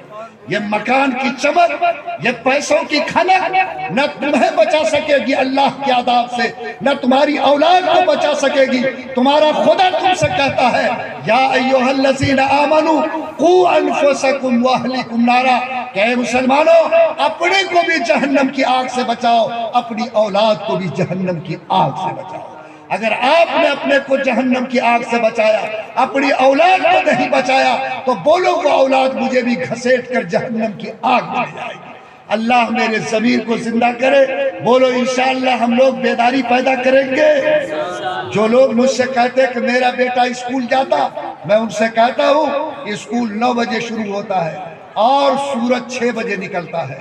طے کرو کہ 7 بجے سے لے کر 8 بجے تک 1 گھنٹہ کسی مکتب اور مدرسے کی چٹائی پر بٹھا کر ہر حال میں بچوں کے سینے میں قرآن کا نور، ایمان کی روشنی دیں گے، پھر اللہ توفیق دے تم 10 بجے سے اسکول بھیجو۔ نہ اسلام روکتا ہے نہ میں روکتا ہوں، لیکن اس بات کو لازم کرتا ہوں کہ اگر مسلمان ہو تو سب سے پہلے اپنے بچے کے سینے میں ایمان کا نور ضرور منتقل کرو، ورنہ یاد رکھو جو مدرسوں کے علاوہ اسکول کا ماحول ہے وہ بھی کوئی کمزور بلکہ نہایت ہی خطرناک بنتا جا رہا ہے۔ اور آج سرکار نے جو قانون لایا وہ قانون تو اور بھی خطرناک کہ 3 سال تک آپ کے بچے کو پڑھنے کے لیے اسکول میں کتاب نہیں ملے گی۔ جو اسکول کا کلچر ہوگا، جو اسکول میں ٹیچر بتائے گا، جو دیوار پر لکھا ہوگا وہی آپ کے بچے کو پڑھنا ہوگا، وہی اس کا گیان، وہی اس کی تعلیم۔ لوگوں بتاؤ کہ آج آپ کا معصوم بچہ ایمان اور قرآن سے خالی اگر وہاں جاتا ہے تو بولو اس کے ایمان کے لٹنے کا خطرہ ہے کہ نہیں؟ ایک حاجی صاحب پیسے کی گرمی میں بچے کو اسکول بھیجا، عیسائی کے اسکول میں۔ بچہ آیا تو دادا سے کہنے لگا کہ دادا آج ہم نے اللہ تعالیٰ کو اپنی آنکھ سے دیکھ لیا۔ اللہ تعالیٰ لمبے ہیں، ان کے چہرے پہ داڑھی ہے، دیکھنے میں گورے ہیں۔ دادا نے کہا کہ اللہ کو کہاں دیکھا؟ کہا کہ اپنے اسکول میں اللہ کو دیکھا۔ حاجی صاحب اسکول گئے، پتا چلا کہ عیسیٰ مسیح کا جو فوٹو لگا ہوا تھا ان کے ٹیچر نے یہ بتایا کہ یہی ہمارا گاڈ، یہی ہمارا فادر، یہی ہمارا خدا ہے۔ بولو اس معصوم کے دل پر کیا نفس بیٹھا؟ دادا تڑپ گیا، اس کے آنکھ سے آنسو جاری ہو گئے۔ کہا کہ اتنی دولت کے باوجود مگر ایک پوتے کے ایمان کو میں نہیں بچا سکا تو مجھ سے بدنصیب دادا کوئی دوسرا نہیں ہو سکتا۔ نوجوانوں، آج جہاں وندے ماترم ہو رہے، جہاں سورہ نمسکار ہو رہے، جہاں گیتے کے اشلوک کو لازم کیا جا رہا، جہاں ایک ایسی سنسکرتی کی تعلیم دی جاتی جو آپ کے لیے ایمان کے اعتبار سے بہت ہی قابل اعتراض ہے، بولو اگر ایسے ماحول میں آپ کا بچہ ایمان اور قرآن سیکھ کر نہیں گیا تو بولو اس کے ایمان کے لٹنے کا خطرہ ہے یا نہیں؟ تو آپ جتنے لوگ بیٹھے ہو انشاءاللہ پوری مضبوطی کے ساتھ بولو اپنے بچے کو سب سے پہلے ایمان اور قرآن کی تعلیم دو گے؟ ارے دیں گے؟ دیجئے گا تو ہاتھ اٹھائیے نا اللہ کے نام، ماشاءاللہ۔ ہاں، پیسہ دے کے کہ مفت میں؟ ماشاءاللہ، یہ قوم تو اتنی بہادر ہے کہ مفت میں بھی قرآن پڑھانے کو تیار نہیں۔ یہ مدرسے میں تعلیم تو مفت میں ہوتی ہوگی، پیسہ فیس نہیں لے لیتے، پھر بھی یہ قوم کے رونگٹے آج کھڑے نہیں ہوئے۔ EBCD کے لیے 5000 فیس، بچے کا سوٹ بوٹ، بچے کا ٹفن، بچے کا پھیتا جوتے کا ماں باندھتی ہے اور فخر سے کہتی ہے کہ میرا بیٹا اسکول جا رہا ہے۔ کیا قرآن کی قیمت اتنی گھٹ گئی؟ کیا قرآن پڑھنے کا رتبہ اتنا کم ہو گیا؟ لوگوں یاد رکھو، جو قوم اپنے دل میں قرآن کے مرتبہ کو گھٹا دے اس قوم کو عزت کے اعتبار سے کوئی بھی اٹھا نہیں سکتا ہے۔ اللہ اس کو نگاہ سے گراتا، اور جو قوم خدا کی نگاہ سے گر جاتی ذلت تو اس کی مقدر ہو سکتی، اس کو عزت نصیب نہیں ہو سکتا۔ بولو اگر ABCD کے لیے 2000 کی فیس دے سکتے ہو تو کیا 200 روپے دے کر بیٹے کو قرآن پڑھا سکتے ہو کہ نہیں پڑھا سکتے؟ کیا یہ مٹھی اتنی تنگ ہو گئی؟ لیکن یہ بے ضمیر مسلمان آج چوک پہ 50 روپے خرچہ کر سکتا ہے، میلے میں 200 کا کھلونا خرید سکتا ہے، موقع آ جائے تو گوشت مچھلی پہ معلوم نہیں کتنے پیسے لٹا سکتا، لیکن جو معلم پڑھانے والا ہے 100 روپیہ اس کو مہینہ نہیں دے سکتا ہے۔ جو امام نماز کی امامت کرتا اس کی تنخواہ پوچھو تو سر شرم سے جھک جائے کہ 6000 روپیہ اس کو دیا جاتا ہے، اور ایسا کھینچتا کہ لگتا ہے کہ ساری دولت اٹھا کے اسی امام کو دے رہا ہے۔ 6000، یہاں 45,000 میں ماسٹر دھرنا دے رہا ہے۔ یہ بیچارہ غریب جس نے قرآن کو سینے میں سمویا آج 6000 پہ اس کی گزر اوقات اور یہ قوم اپنی مٹھی کھولنے کو تیار نہیں۔ مسلمانوں، اللہ کے رسول کہتے ہیں خیرکم من تعلم القرآن وعلمہ، تم میں سب سے بہتر وہ ہے جو انسان قرآن پڑھتا ہے، جو انسان قرآن پڑھاتا ہے۔ بولو کس کی زبان کہتی؟ محمد الرسول اللہ کی زبان کہتی، جس زبان پہ کوئی شک نہیں کیا جا سکتا۔ اگر تم بھی اس نبی سے محبت کرتے ہو تو آج یہ قسم کھاؤ کہ قرآن پڑھنے والے کو بھی ہم سب سے زیادہ عزت دیں گے، قرآن پڑھانے والے کو بھی ہم سب سے زیادہ عزت دیں گے۔ اور جب تک یہ عزت پیدا نہیں ہوگی اس وقت تک خدا کی طرف سے محبت نصیب نہیں ہو سکتی۔ تو ہم لوگ اپنے بچے کو انشاءاللہ قرآن پڑھائیں گے، ان کو دین ایمان تہذیب سکھائیں گے، ان کو اللہ کے راستے سے بچپن میں جوڑنے کی کوشش کریں گے۔ کہتا ہے مفتی صاحب بیٹا موبائل نہیں دیکھتا تو کھانا ہی نہیں کھاتا، بے ضمیر مردہ انسان۔ جب موبائل نہیں تھا تو اولاد کھانا کھاتی تھی کہ نہیں کھاتی؟ پیدا ہوا باپ پیار میں موبائل اس کے ہاتھ میں تھمایا، آنکھ کی روشنی بھی کمزور، دماغ بھی اسی وقت سے گندگی سے بھرنی شروع ہوئی۔ اگر آپ سچے مسلمان ہو تو یاد رکھو یہ آپ کی اولاد آپ کو دیکھ کر سبق سیکھتی ہے، اور یہ ماں کے پیٹ ہی سے ماں اور باپ کے بسر کو لے کر زمین پر آتی، اور جب تک وہ باشعور نہ ہو جائے ماں اور باپ کے ایک ایک عمل کو دماغ پر نوٹ کرتی ہے۔ آپ چپل بچے کو چھوٹی خرید کے لا کے دیجئے تو چھوٹی چپل میں پیر نہیں ڈالے گا، باپ کی بڑی چپل پیر میں گھسا کے آنگن میں دوڑتا رہے گا۔ بولو ہوتا ہے یہ ہوتا ہے کہ نہیں ہوتا؟ کیوں؟ وہ باپ کے عمل کی حرکت کو دیکھتا ہے۔ اور یہ باپ گھر میں آتا تو 1.5 درجن گالی بیوی کو دیتا اس کی ماں کو، اور ماشاء اللہ نہ کبھی سجدہ کرتا نہ کبھی پاک رہنے کی توفیق ہے۔ بولو بچوں کی زندگی پر یہی غلط رنگ چڑھے گا کہ نہیں چڑھے گا؟ اگر چاہتے ہو کہ یہ اولاد صحیح رہے، چاہتے ہو کہ ان کی زندگی پر دین کا رنگ چڑھے، تو آپ کو یہ طے کرنا ہوگا کہ انشاءاللہ ہم بھی اس طرح گھر میں رہیں گے جس طرح نبی نے مجھے سکھایا، تاکہ میرے بچوں کی زندگی پر دین کا رنگ چڑھ سکے۔ تو سب سے پہلی ذمہ داری بچوں کو دین سے جوڑنے کے لیے، بولو انشاءاللہ ہم لوگ بحیثیت مسلمان اپنے بچوں کو سب سے پہلے ایمان قرآن کی تعلیم دیں گے کہ نہیں دیں گے؟ دیں گے انشاءاللہ۔ اور یہ جتنے بوڑھے کمانڈر سب ہیں یہ خالی دروازے پر بیٹھ کر غیبت کریں گے، اس کے خلاف اس کے خلاف۔ ہو سکتا ہے کسی وقت مسجد میں اذان ہو تو ہلتے ہلتے پہنچ جائے گا، لیکن بیٹا شراب پیتا ہے، بیوی کے سر پہ دوپٹہ نہیں ہے، بچوں کی زندگی میں خرابی ہے، کیوں؟ ان گارجینوں کی ذمہ داری روکنے کی ہے کہ نہیں؟ کہتا ہے مفتی صاحب ہم تو 5 ٹائم مسجد جاتے ہیں، کون کیا کرتا ہے اس سے ہم کو کیا مطلب ہے؟ لوگوں مطلب اللہ نے کہا کہ جبرائیل فلاں گاؤں میں جا کر میرا عذاب اتارو۔ جبرائیل آئے، کہا کہ اللہ کے پاس پلٹ کر گئے اور کہا کہ اللہ اس عذاب بستی میں جہاں آپ نے عذاب کا حکم دیا، مسجد کے کنارے میں ایک مسلمان ہے جو رات دن اللہ اللہ اللہ کرتا ہے، کمرے میں بند ہے، کوئی گناہ کا عمل نہیں کرتا، کیا اس پر بھی عذاب اترے گا؟ اللہ نے فرمایا کہ سب سے پہلے اسی پر میرا عذاب اتارو۔ ہم زندگی اس لیے تھوڑے دیا تھا کہ دروازہ لاک کر کے اللہ اللہ کرو، اس لیے دیا تھا کہ اپنی زندگی میں جیو۔ اس کی ذمہ داری تھی کہ جتنی زبان میں بول ہے وہ گناہ کو روکنے کی کوشش کرے، ہاتھ میں طاقت ہے وہ گناہ کو ٹوکنے اور روکنے کی کوشش کرے، دل کے اندر اللہ تعالیٰ نے اگر ہم دیا تو وہ اللہ کے سامنے رو کر گناہ کرنے والوں کے لیے دعا کرنے کی ہمت کرے۔ تو بولو جو ہمارے گاؤں سماج کے بوڑھے بزرگ لوگ ہیں، کیا ان کی بھی ذمہ داری سماج کو سنبھالنے کی ہے یا نہیں؟ ارے بولو ہے کہ نہیں؟ حضور صلی اللہ علیہ وسلم وفات فرما گئے، حضرت ابو بکر خلیفہ ہوئے، بولو ان کی بھی عمر بڑھاپے کی تھی یا نہیں تھی؟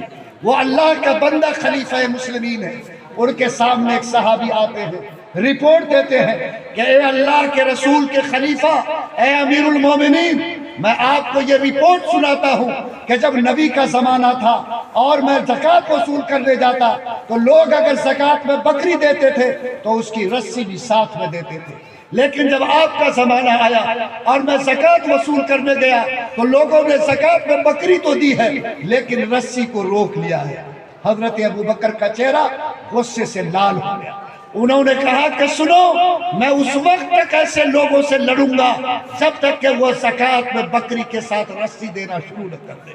حضرت عمر کو خبر ہوئی، دوڑے ہوئے آئے، کہا کہ اے ابو بکر، آپ تو اللہ کے رسول کے زمانے میں بڑے نرم دل تھے، ان کے جانے کے بعد اتنے سخت کیسے ہو گئے؟ حضرت ابو بکر نے کہا کہ عمر، تم بھی تو محمد کے زمانے میں بڑے سخت تھے، جانے کے بعد ایسے نرم کیسے ہو گئے؟ کہا کہ آپ نے چھوٹی سی بات پر لڑنے کا فیصلہ کیسے کیا؟ ابو بکر نے کہا کہ سنو عمر، معاملہ رسی اور بکری کا نہیں بلکہ محمد الرسول اللہ کے دین میں کٹوتی کی شروعات کا ہے۔ یاد رکھو، جن لوگوں نے آج رسی روکی ہے، اگر ان کا علاج نہیں کیا گیا، کل یہ لوگ زکوٰۃ سے انکار کریں گے اور ایک ایسا درار پیدا ہوگا جس کو آسانی سے بند کرنا آسان نہیں ہوگا۔ میں جو سنانا چاہتا ہوں وہ یہ کہ اس موقع پر حضرت ابو بکر نے ایک تاریخی جملہ کہا، جو جملہ ہر ایک بزرگ کی امانت ہے، سماج کے ایک ایک بوڑھے کو دل پر نوٹ کرنا چاہیے۔ ابو بکر صدیق نے کہا کہ عمر، اَيُنْقَصُ الدِّينُ وَأَنَا حَيٌّ، کیا ابو بکر کے زندہ رہتے ہوئے کوئی شخص محمد کے دین میں کٹوتی کی ہمت کرے گا اور میں اس کو زندہ دیکھوں گا؟ ایسا ممکن نہیں ہو سکتا۔ یا تو ابو بکر کی جان ہوگی یا محمد الرسول اللہ کی شریعت اور محمد الرسول اللہ کی سنت۔ لوگوں بتاؤ، آج باپ شراب سامنے بیٹا شراب پی، آج وہ باپ بیٹے کے نام پر جہیز اور تلک مانگے، آج بیٹی بے پردہ اس کے سامنے گھومے، اور باپ دو روٹی کے لیے اپنے زبان کو سیلے، اپنے ہاتھ کو روک لے، اپنے زبان کو بند کر لے۔ لعنت ہے اس باپ کی زندگی پر جو آج اپنے بچوں سے ڈر کر، اپنے دو روٹی کی لذت کی وجہ سے آج ایسے گناہوں کو روکنے کی ہمت نہیں کرتا ہے۔ آپ طے کیجئے کہ میں باپ ہوں، میں سماج کا بڑا ہوں، اللہ نے مجھے سماج میں بڑا بنایا، جتنی میری زبان میں قوت ہے، ہاتھ میں طاقت ہے، دماغ میں اللہ تعالیٰ نے پہنچ دی ہے، انشاءاللہ میں اس کا استعمال کر کے اپنے گھر سے لے کر اپنے سماج کو دین پر کھڑا رکھنے، برائی کی گندگیوں سے بچانے کی کوشش کروں گا۔ بولو انشاءاللہ کریں گے ہم لوگ؟ ذرا جتنے بزرگ لوگ ہیں ہاتھ اٹھائیے تو۔ الحمدللہ۔ بیٹا سے ڈریے گا نہ، پتو سے، بیٹی سے مت ڈریے۔ قربان جاؤ ابو بکر صدیق پر۔ بدر کی لڑائی ہو رہی ہے، ابو بکر کا بیٹا دوسرے کی طرف سے لڑ رہا ہے۔ لڑائی ختم ہوئی، کچھ دنوں کے بعد ابو بکر کا یہ بیٹا مسلمان ہوا تو باپ سے کہنے لگا کہ ابا، بدر کے موقع پر کئی مرتبہ آپ کی گردن میرے تلوار کے نیچے آ گئی، لیکن آپ کے چہرے کو دیکھا تو باپ کی محبت دل میں بیٹھی، میں نے تلوار کو روک لیا۔ قربان جاؤ اس ابو بکر کے ایمان پر۔ اس نے کہا کہ بیٹا یہ تو تمہارا عمل تھا، لیکن خدا کی قسم اگر تمہاری گردن میری تلوار کے نیچے آتی تو میں جانتا تھا کہ تو دین رسول اللہ کا دشمن ہے۔ خدا کی قسم بیٹے کی محبت میری تلوار کو تیری گردن پر پڑنے سے روک نہیں سکتی۔ لوگوں یہ تھی غیرت ایمانی کہ اللہ کے سامنے کسی سے سمجھوتا نہیں، رسول کے دین کے معاملے میں کسی سے سمجھوتا نہیں، ایک فیصلہ ہوگا، یا تو نبی کا دین ہوگا یا میری جان۔ اگر یہ جذبہ ایمانی بوڑھوں میں پیدا ہو، بولو انشاءاللہ بوڑھوں میں بھی دین کی نئی کروٹ آئے گی کہ نہیں آئے گی؟ انشاءاللہ ہمارے بوڑھے بھی گھر کی حفاظت کے لیے تیار ہوں گے کہ نہیں ہوں گے؟ کیا انشاءاللہ آپ سب بزرگوں نے ہاتھ اٹھایا ہے؟ بولیے اس کی لاج رکھیں گے کہ نہیں رکھیں گے؟ اور جو ہماری گھر کی ماں بہنیں ہیں ان کو بھی جگانے کی ضرورت ہے کہ نہیں؟ ارے بولیے نہ، ہے کہ نہیں؟ کیسے جگانا ہے اس کو؟ نبی نے فرمایا کہ ہر مرد اپنے گھر کی عورتوں کو یہ بات بتائے کہ اگر عورت دین پر کھڑی ہونا چاہتی ہے، اگر وہ اللہ سے محبت کو ظاہر کرنا چاہتی ہے، اگر وہ عورت خدا کی جنت تک جانا چاہتی، تو فرمایا کہ ایما امرأة صلت خمسہا وصامت شہرہا واطاعت بالہا واحسنت فرجہا فقل لہا من ای ابواب الجنت شاءت دخلت۔ کہ آج جتنے مرد یہاں بیٹھے، اگر میری ماں بہنیں بھی سن رہی ہیں تو آپ کہو کہ اے میری ماں اور بہنوں، تم بھی دین کا شعور پیدا کرو، عمل کے اعتبار سے دین کو زندگی میں داخل کرو، اور یہ پیغام سناؤ کہ ہمارے نبی نے فرمایا کہ جو عورت 4 کام کر کے دنیا سے جائے گی، اللہ جنت کا 8 دروازہ اس کے لیے کھول دے گا۔ کتنے कितने काम? अरे 4 काम। आपके लिए तो बड़ी लाइन है 100 काम। और अगर माँ बहन को जन्नत में जाना है तो 8वां दरवाजा खुलेगा। कौन सा? 4 काम करे अल्लाह जन्नत का 8वां दरवाजा खोल देगा। बोलो क्या ये 4 काम पर उसको खड़ा करेंगे हम लोग? कि खाली पैर में तेल लगाने के लिए, टाइम पर गरम रोटी, टाइम पर धुला हुआ कपड़ा। माशा अल्लाह, लगता है कि नौकरानी खरीद के हजरत साहब लाए। और जरा सा मामला गड़बड़ हो तो लट्टी टाइट हो, जबान से गाली के अंगारे निकल रहे, और यही हमारे घर की जिंदगी बन गई। नहीं, आपकी जिम्मेदारी है कि वो बेचारी आपके हाथ के साए में है। आपकी जिम्मेदारी है कि उसके दीन की फिक्र करे।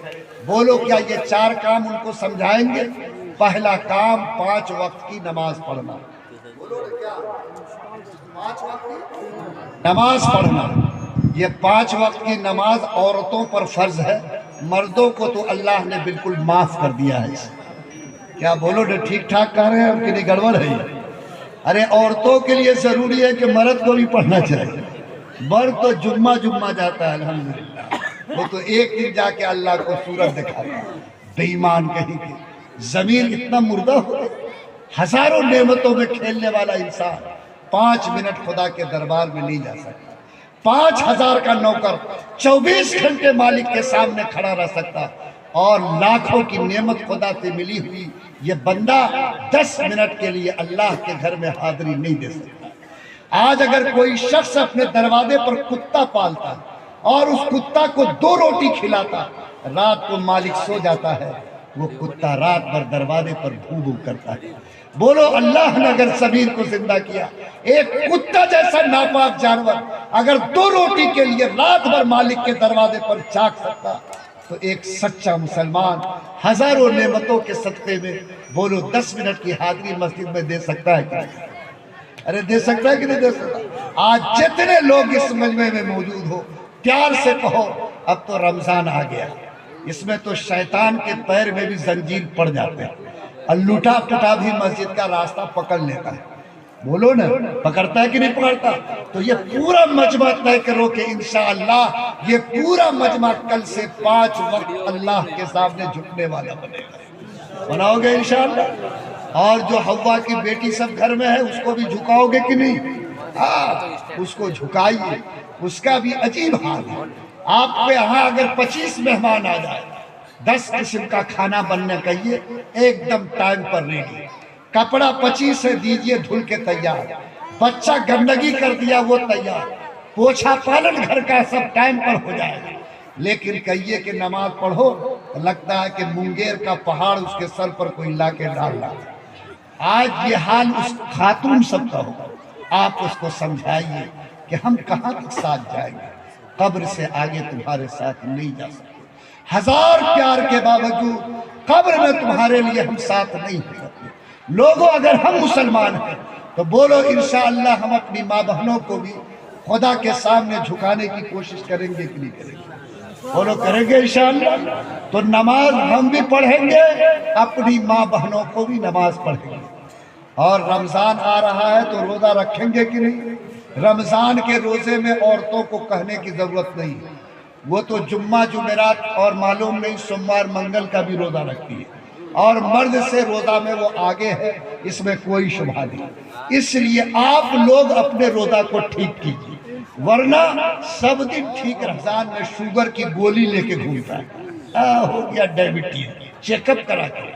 बेईमान सब दिन खाया गोश्त मसाला और रमज़ान में शुगर हो गई। गैस की बीमारी है, 3 घंटा नहीं खाया तो गैस दम लेने नहीं देता। जितनी बीमारी है उसका हमला रमज़ान में होता, और रात की तन्हाई में नहीं, दिन के उजाले में घर में छुप कर वो रोजे को कुर्बान करता। जितने मुसलमान बैठे हो, बोलो खुदा के नाम पर आने वाले रमज़ान की पूरी कदर करोगे कि नहीं? रोजे का एहतमाम करोगे कि नहीं? और हव्वा की बेटी सबको भी रोजे पर खड़ा करना, वो तो खुद इसके लिए आगे बढ़ती है। कोशिश करना कि किसी का कोई रोजा टूटने न पाए। फरमाया कि औरत अगर जन्नत में जाना चाहती तो तीसरा काम यह है कि अपने इज्जत की हिफाजत करे। बोलो जरूरी है कि नहीं?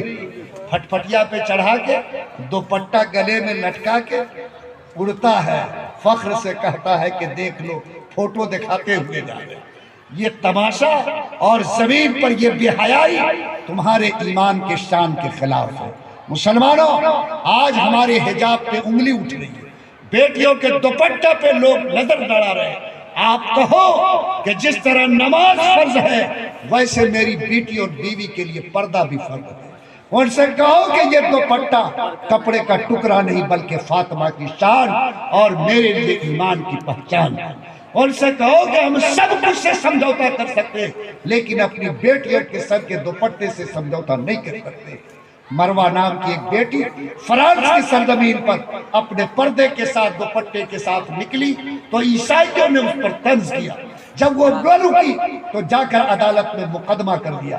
جج صاحب نے اس مروہ جیسی عورت کو بلایا اور کہا کہ اے مروہ، تمہارے لیے دو راستے ہیں، اگر تم پردہ کے ساتھ رہو گی، دوپٹے اور حجاب کے ساتھ رہو گی، تمہیں فرانس میں رہنے کی اجازت نہیں ہوگی، اگر دوپٹہ اتارو گی فرانس میں رہنے کی اجازت ہوگی۔ مروہ جو سینے میں ایمان رکھتی تھی چیخ کر اس نے کہا کہ جج صاحب، میں فرانس کی سرزمین کو 100 بار چھوڑ سکتی ہوں لیکن اپنے سر کے دوپٹے کو اتارنا قبول نہیں کر سکتی۔ ایک عیسائی نوجوان کو غصہ آیا، اس نے عدالت میں گولی چلائی، مروہ کے سینے میں گولی اتارا، مروہ زمین پر گری، لیکن اس کے بدن سے بہنے والے خون نے قیامت تک کے لیے ہمیں پیغام دیا کہ ایک سچی مسلمان کی بیٹی اپنی جان کو دے سکتی ہے لیکن اپنے سر کا حجاب اور دوپٹہ اتارنا قبول نہیں کر سکتی۔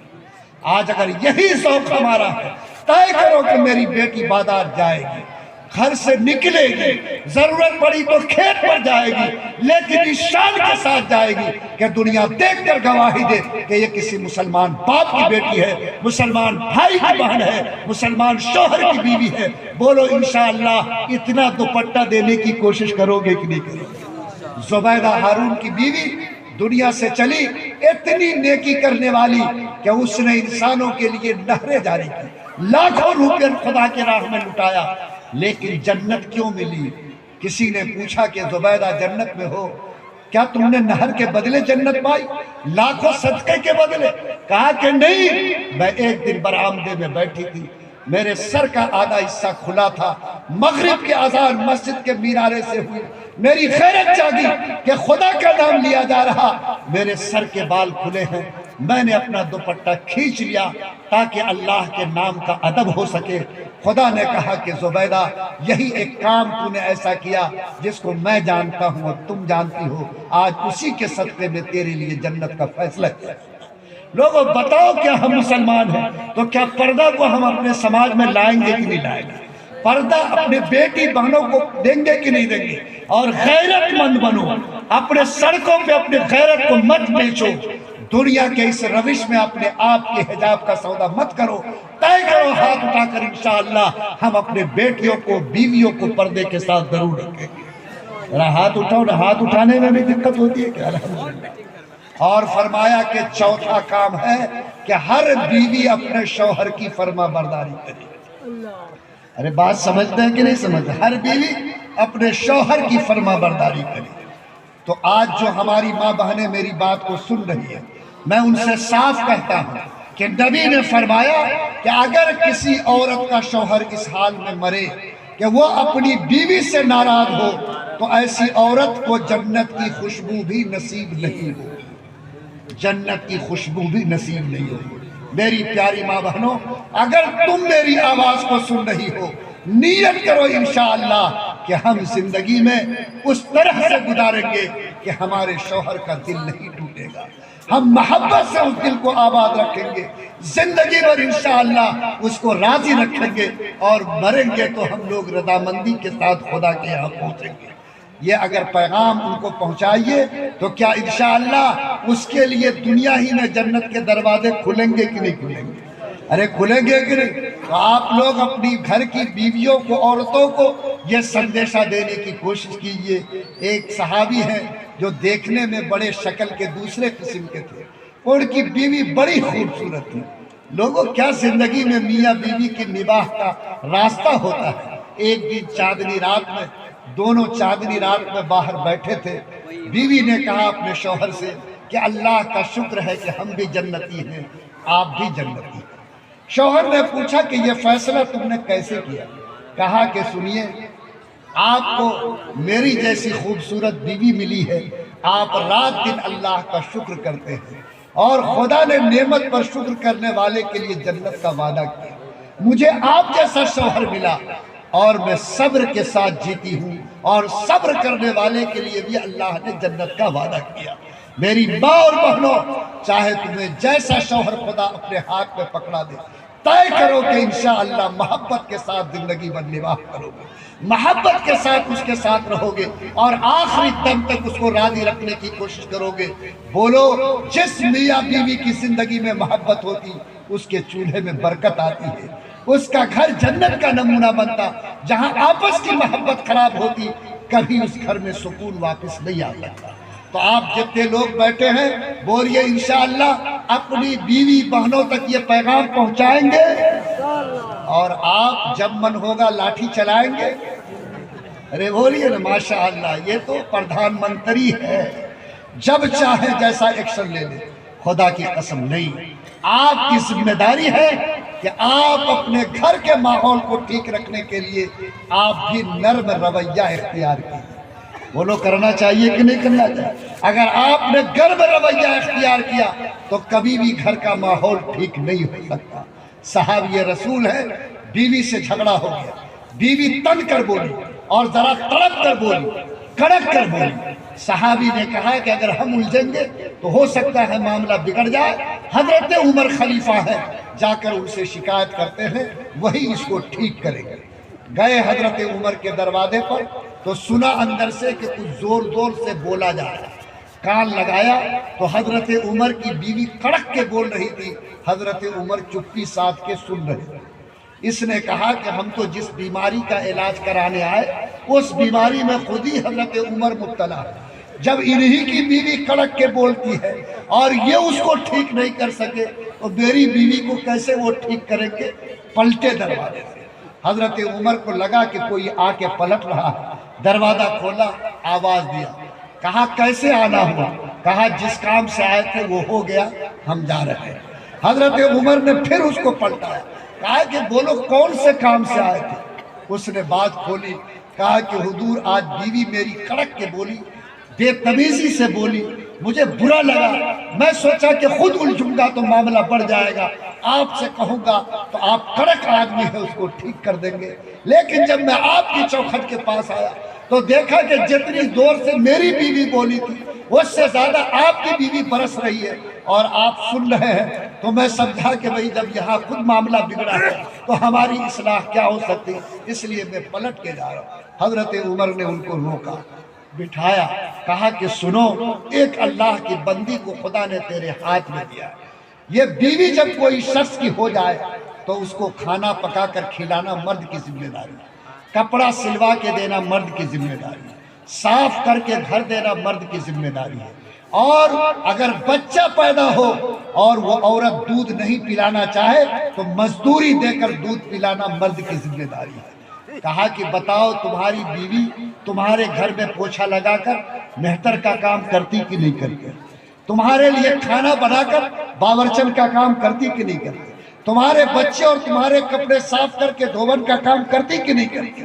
کہا کہ اگر ایک عورت تمہارے لیے اپنے زمین کو قربان کر کے صبح سے شام تک باورچی بن کے کھٹ سکتی ہے، دھوبن بن کے کپڑے صاف کر سکتی ہے، مہترن بن کے تمہارے گھر کی صفائی کر سکتی اور 24 گھنٹے تمہاری خدمت کے لیے کھڑی رہ سکتی، تو کیا تم اس کی دو بولی کو برداشت نہیں کر سکتے ہو؟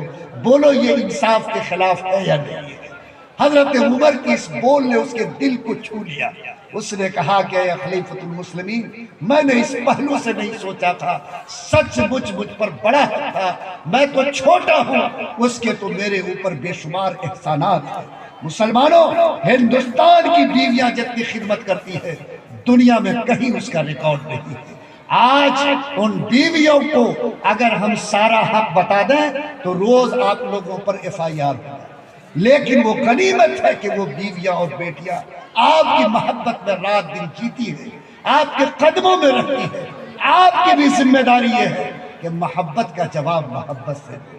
دیکھو یہ عورت بائیں پسلی سے پیدا ہوئی، بولو نا کہاں سے پیدا ہوئی؟ اللہ چاہتا تو جان سے پیدا کرتا، ہاتھ سے پیدا کرتا، لیکن بائیں پسلی سے پیدا کیا۔ بایاں پسلی میں کیا ہے معلوم ہے؟ دل انسان کا لٹکا ہوا ہے۔ اللہ تعالیٰ نے اس عورت کو دل کے پاس سے پیدا کیا۔ یہ خدا کا اشارہ ہے کہ اس کو دل سے قریب رکھو گے تو محبت کی دنیا آباد رہے گی، اگر دل سے دور کرو گے تو تمہارا گھر فتنوں میں پڑ جائے گا، اور پھر گھر تمہارا محبت کی خوشبو سے آباد نہیں ہو سکے۔ اس لیے جو لوگ یہاں بیٹھے ہیں بولو انشاءاللہ اپنے گھر میں اگر وہ بیچاری آپ کی خدمت کرے گی تو آپ بھی اس کے صدقے میں محبت دیجیے گا کہ نہیں دیجیے گا؟ کتنی محبت! فرمایا کہ اگر کوئی مسلمان اپنے ہاتھ میں لقمہ لے کر اپنی بیوی کے منہ میں ڈالتا ہے تو اللہ اس کو صدقہ کرنے کا ثواب عطا فرماتا ہے۔ بولو کیجیے گا کہ نہیں کیجیے گا؟ لیکن ذرا بڑھوا بڑھیا کی نظر سے بچا کے، نہیں تو کہے گا کہ مفتی صاحب آ کے ہمارے بیٹا کو زن مرید بنا کے چلا گیا۔ بولو ڈھالنا ہے تو حساب کتاب سے ڈالنا ہے، اور یہ محبت ثابت کرنی ہے کہ ہمیں اللہ کے رسول نے یہ سنت دی، یہ سنت کی تم پیروی کرو گے، خدا کی قسم گھر میں دل کی دنیا تمہاری آباد ہے۔ کتنا ہم سے کہتا ہے کہ مفتی صاحب لگتا ہے آپ کو پلہ نہیں پڑا، کتنی تو زبان کی اتنی لمبی ہوتی، معاملہ اس کا بڑا کڑک ہوتا ہے، ہم کتنوں ہی نرم پڑے لیکن اس کی کڑکی کی وجہ سے گھر میں ہمیشہ انبن رہتا ہے۔ لوگوں آپ بتاؤ، وہ کہتے ہیں کہ بتائیے کہ اس میں لاٹھی چلائے کہ نہیں، بتائیے کہ اس میں گالی بولے کہ نہیں، وہ تو بالکل ان کنٹرول ہوتی ہے۔ ہم نے کہا کہ آج ماسٹر سب اسکول میں بچہ کو پڑھاتا کہ نہیں پڑھاتا؟ بولو نا بھائی، ارے پڑھاتا کہ نہیں؟ بچہ کو مارنا منع ہے یا نہیں؟ اگر ایک ماسٹر 40 بچے کو بغیر مارے پڑھا سکتا تو تم کیسے مرد ہو کہ ایک عورت کو بغیر مانگے نہیں سنبھال سکتے؟ بولو یہ تمہاری مردانگی کی کمزوری ہے کہ نہیں؟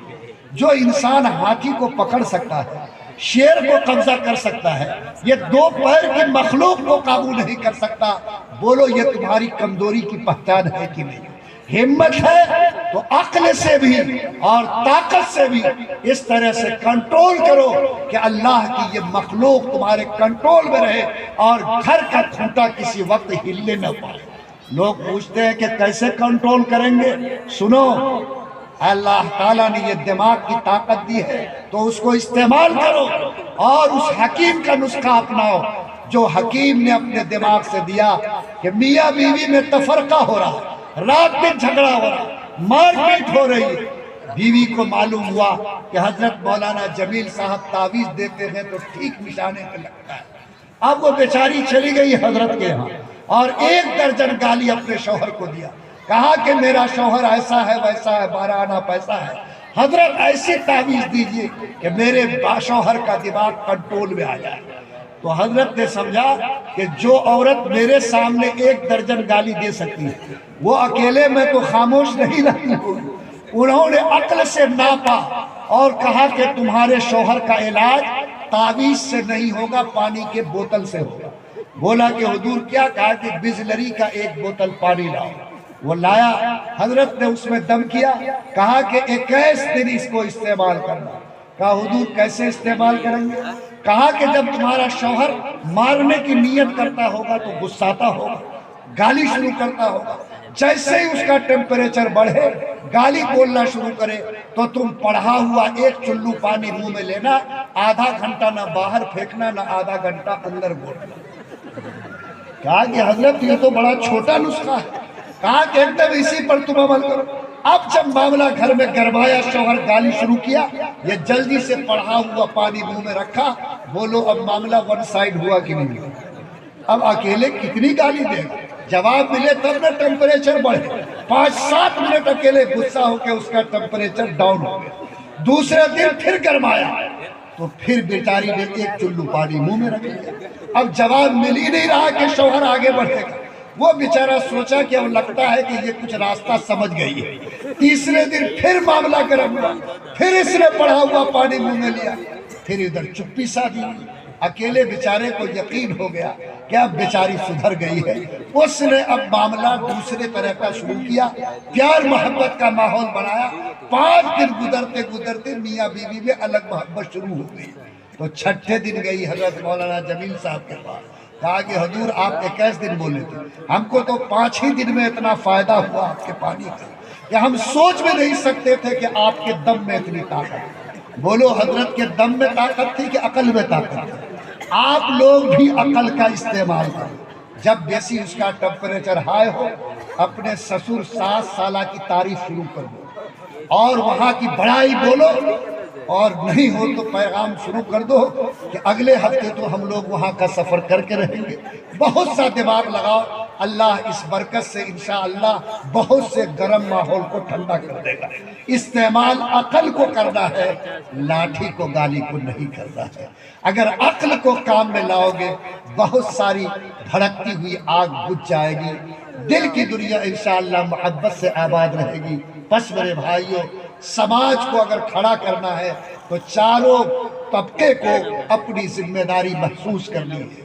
नंबर 1, नौजवानों को बहैसियत जवान जिम्मेदारी लेनी है कि हम सबसे पहले समाज के जिम्मेदार हैं। जो अमानत मोहम्मद बिन कासिम की मिली, उस अमानत को संभालना, उस रोशनी को घरों में रखना, उस रोशनी को समाज में पहुंचाना सबसे पहले मेरी जिम्मेदारी है। बच्चों को दीन के साथ जोड़ने के लिए सबसे पहले उसे ईमान की रोशनी, कुरान और किताब की तालीम देनी है।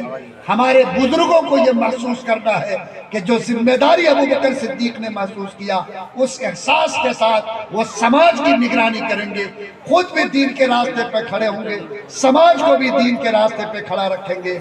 और माँ बहनों को ये 4 पैगाम कि जियो तो नमाज के साथ जियो, रोजे के साथ जियो, पर्दे के साथ जियो, शौहर की फर्मा बरदारी के साथ जियो। अल्लाह ताला इस मदरसे को कबूल फरमाए, इनके हुफ़ाज़ को कबूल फरमाए। तय करो कि इन मदरसों से मेरा रिश्ता दीन का पावर हाउस है, जहाँ से इमाम मिलता है, निकाह पढ़ाने वाला मिलता है, काजी और मुफ्ती मिलता है। ये आज महेशपुर सालेपुर का ये मदरसा जो कदीम भी है, अजीम भी है, बहुत सारे लोगों ने यहाँ से फैज़ पाया। आप हाथ उठाकर कहो कि इंशाअल्लाह इस मदरसे से हम अपने दिल का रिश्ता जोड़ेंगे। उठाओ सब अपने हाथ, और जब भी इस मदरसे की पुकार जाएगी, इंशाअल्लाह पूरी हिम्मत के साथ इसकी आवाज़ पर लब्बैक कहेंगे। रब्बना तक़ब्बल मिन्ना इन्नका अंतस समीअ।